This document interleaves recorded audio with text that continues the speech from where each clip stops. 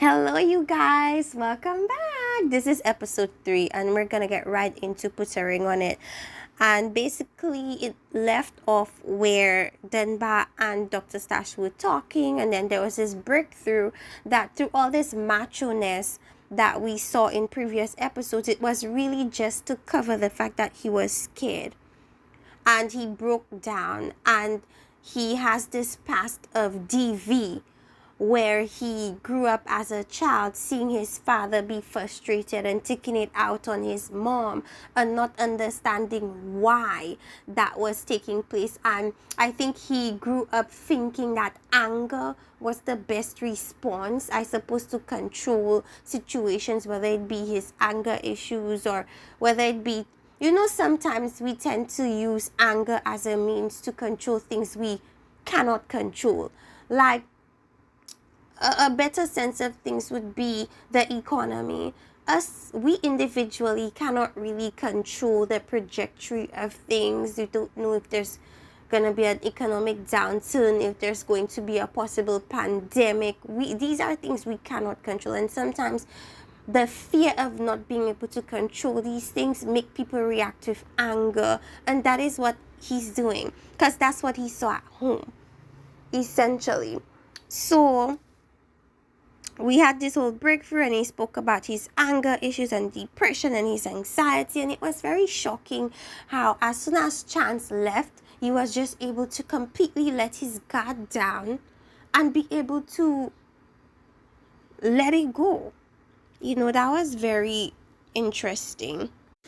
So for Dunbar, it appears to be his inability to control Chance is what's causing his fear and anxiety, and I feel like he feels like eventually it's going to make him spiral, and I think that's essentially what it is. He's afraid to hurt her. He's afraid to one day be angry and put his hands on her and she leaves, because he did do that in past relationships, as he said before. So essentially in past relationships he was also an abuser, and he just doesn't want it to happen again.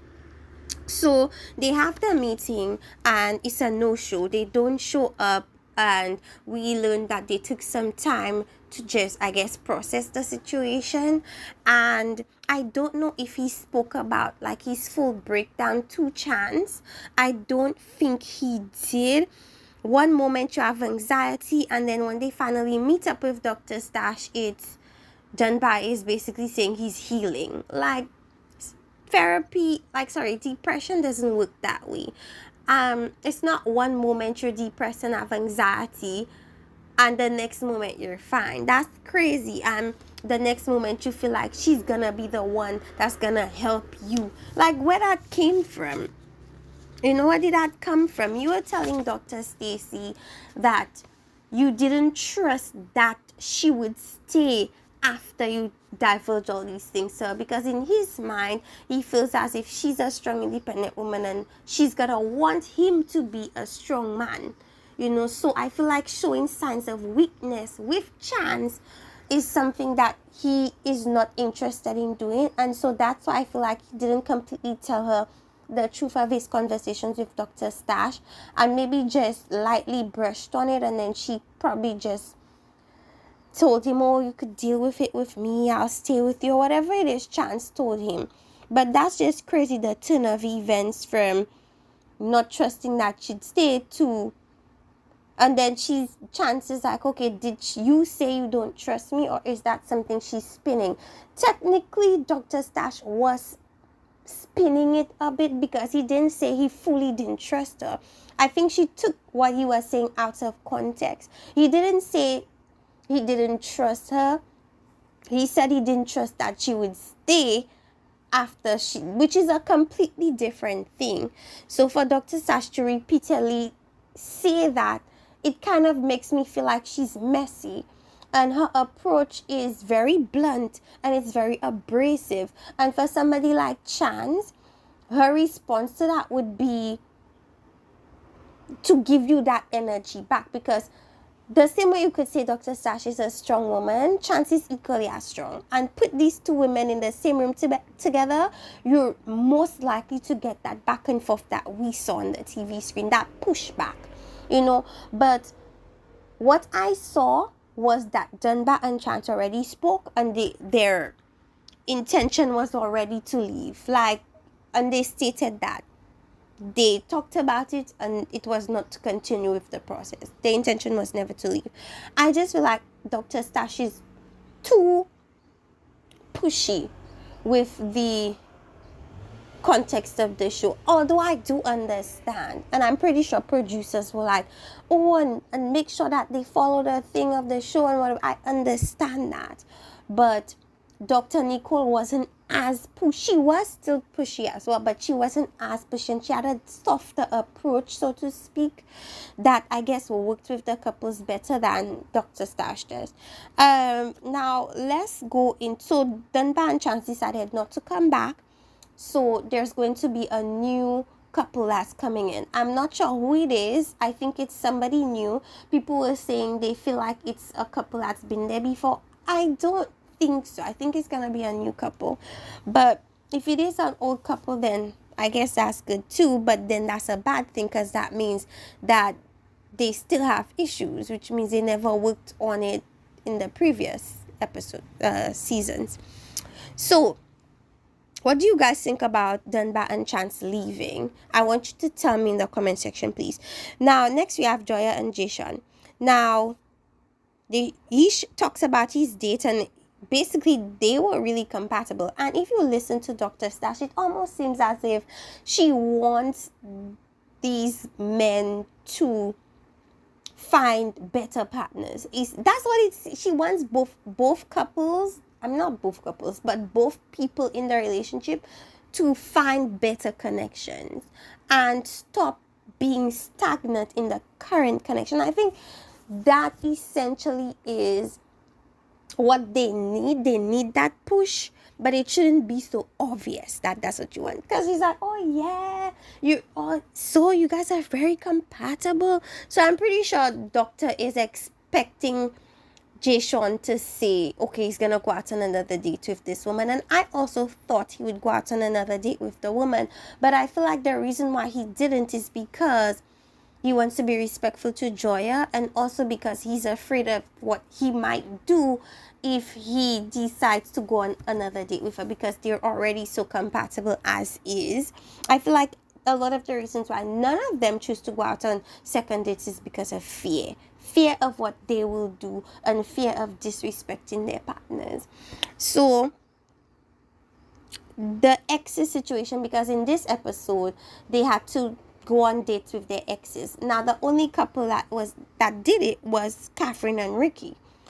Joya and Jason, none of their exes wanted to participate, to their relief. It seems to me now in this situation, none of the couples know which ex they're going to contact and which ex is going to come. So there's a fear attached to it, like, oh my gosh, I wonder who, and so on. And for Jay and Joshua, they didn't have to worry about that. They spoke with Dr. Stash. And Dr. Stash has this thing that she does where she talks to the couple together, then she talks to the couple by themselves. But together we learned that Joya already has one child from a previous relationship, and she never wanted to stop at one child. She wanted more. And she thought when she met Jason that they had arrived at a very good space so they could get married first, because she wants marriage first, and then have this other child. But the issue is just that he's not ready.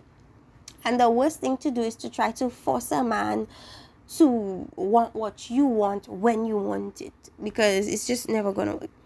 Now, Jason by himself, we learned he's been married, and he has a child, and the child is with the ex, and the ex is remarried and stuff. So no wonder why they were not interested in coming on this show, because which married woman would want to come on a show or to go on a date with their ex? That's crazy. So he has been married before, and that puts context into everything, and no wonder why he's not in a rush to go back into a marriage. It's because he's done that already, and he's at a point in his life where he wants to take it slowly and go with flows. and meditation was one of his ways to soothe, and traveling was one of the ways he soothed. And I just don't think Joya is at that point, because I don't know if Joya ever got married. I don't think she did. But it's like they're at two different approaches in their lives, and that is why they're not really coming together fully. And yes, relationships are compromises, but some relationships you have to do less compromising than others. So anyways, let's go into Catherine and Ricky. Now, as I said, Sheila, the other date, and I said that before, they spoke about it in the meeting. Of course, Sheila would be okay with him sleeping on his ex's couch. She's not in a relationship with him. You have to understand that in the dating process, you're gonna say whatever you think the other person wants to hear. You're gonna say everything that sounds good. You're gonna give off your representative because you want that person to be interested in you. And the problem with that is that when you finally get with that person sees a different side, and you're like, where did this come from? It's a facade. So you got with the representative, and a lot of people tend to do that. And I've realized that for me, I'm gonna show you how I am from day one. If you don't like it, good, then I could move on immediately. I don't have to be nice and do all these things and be a representative of who I really am just to get you, and then really just turn around and show you a different person. That doesn't make sense, because whether I show it now or show it later, if you don't like it, you're gonna bounce. So it doesn't make sense. Now, in terms of Ricky, she supposedly the girl wasn't supposed to get another date, but Dr. Sash pushed the issue, and he was like, yes, she'll get another date. Now, the thing with that is that it's not that I'm annoyed with it or whatever, but I just feel as if she kind of pushes them to do what they want to do but don't want to do in front of their partners. And that's essentially what this show is about. It's doing what you want to do despite your partner being there, even though your partner will be there. And that's the crazy part, because it's like, if the partners were not there, it would be easy to just allow yourself to be free and do whatever it is that you want. But with the partner being there throughout the process, it makes it difficult to say, okay, let me kiss this other woman, or because you consider naturally the other person's feelings, and that's what makes this process difficult. Now, Chelsea comes in. We finally see the baby mother for Ricky, and not the baby mother, sorry, the ex-wife, and she's pretty. She definitely looks more like the past date than she looks like Catherine. So I don't know if he does have a type, because Catherine and his ex don't look anything alike. Body type is different. Everything is different. So Catherine's biggest thing is the fact that there needs to be boundaries set in place, because previously he used to sleep on the ex's couch and things like that, and that didn't work for her. It worked for her when they were dating, but when they really got into the relationship, it became a problem. And that's the thing. We say that we okay with things until we become emotionally invested with the person. So that's why you have to really think, am I really going to be okay with my man sleeping on his ex's couch? Period. Now, and even when we do think that, we still end up foregoing our logic and still doing stuff anyway, just because we like the person. Now, they go on a date. Ricky goes with the ex, and he's being a gentleman. Clearly, Ricky's not accustomed to being a gentleman and opening doors and doing none of that gentleman stuff, because Catherine is like, make sure you treat her well, because he doesn't do that with me. And he's opening the door and he's doing all this gentleman stuff, and the ex is shocked, like, where this come from? So I'm thinking Ricky's gonna be, laying down some boundaries with the ex and saying Catherine doesn't like this and this and that. But actually, he ends up saying he likes how things are with the ex. And he thinks that nothing should be altered with the way they co-parent. That's really interesting. And he feels like, because the ex is asking him, do you feel like you could do anything better? And he really thinks everything is absolutely fine. So in a sense, he kind of like disregards Catherine's feelings in that sense. And then the ex is like talking about Catherine feels threatened by him, and by her and the relationship they had, and maybe she does because now she's emotionally invested in Ricky, and so now things are personal, you know. Before it was easy to say I'm cool with that, but really she wasn't, and she knew she wasn't going to be. And that's the thing, that's how we fool ourselves into sticky situations like these. We say things we know we don't really believe, and we know we don't want to really be around. So he wants to do these things, sleeping over with he wants to do that, sleeping over at the ex, doing all these things that Catherine considers going beyond her boundaries, is things he wants to do, which I think is important. It's Catherine that doesn't like it. Now, anyways, Catherine's ex. Now, I think Catherine said she was 20, her ex was 36. That's a huge age difference there.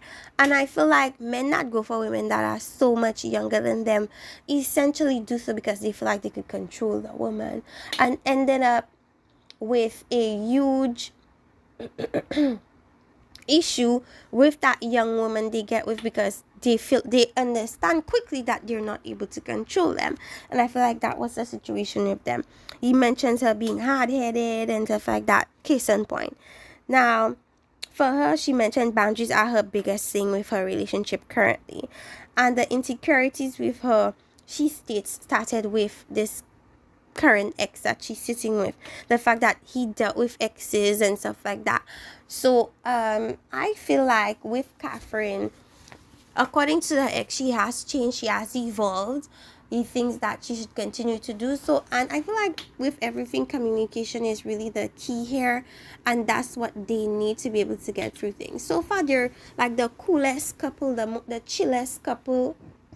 They go on dates with each other. You don't see overly jealous behavior. Like, they seem pretty calm. But you know what? I feel as if Catherine secretly dominates the relationship. Like, she's really quiet, like, as far as we can see, as far as the therapist can see. But I feel like she secretly runs him. And the only thing she can't really get him to do is marry her. But anyways, you guys, let me know what you think about this episode. This was a bit exclusive, so to speak. But let me know, like, what do you think about the couples? What do you think that they should all do? Do you see any of the couples actually getting married? And if so, who do you see going to that extent? In the comment section, I want you guys to share. I want you to like. I want you to subscribe. And see you guys next time. Bye-bye.